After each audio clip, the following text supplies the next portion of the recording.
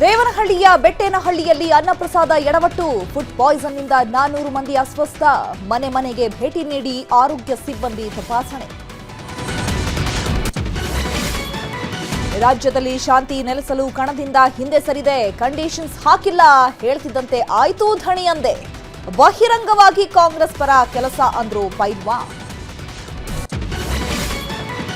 ಕೇರಳದಲ್ಲಿ ಮತ ಗಳಿಸಲು ಬಿಜೆಪಿ ನಾಯಕರ ಸರ್ಕಸ್, ರಾಜ್ಯದಲ್ಲಿರುವ ಕೇರಳೀಕರ ಜೊತೆ ಶೋಭಾ ಸಭೆ, ನಿಮ್ಮವರ ಮತ ಬಿಜೆಪಿಗೆ ಹಾಕಿಸಿ ಎಂದು ಮನವಿ.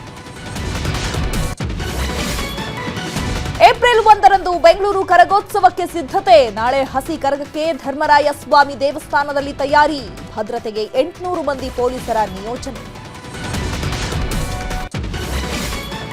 ಇರಾನ್ ಮೇಲೆ ಭೂಸೇನೆ ದಾಳಿಗೆ ಅಮೆರಿಕ ತಯಾರಿ, ಹರ್ಮುಜ್ ಬಳಿಯ ಖಾರ್ಗ್ ವಶಕ್ಕೆ ಚಿಂತನೆ, ಯುಎಸ್ ದಾಳಿ ಹಿಮ್ಮೆಟ್ಟಿಸಲು ಇರಾನ್ ಸಿದ್ಧತೆ.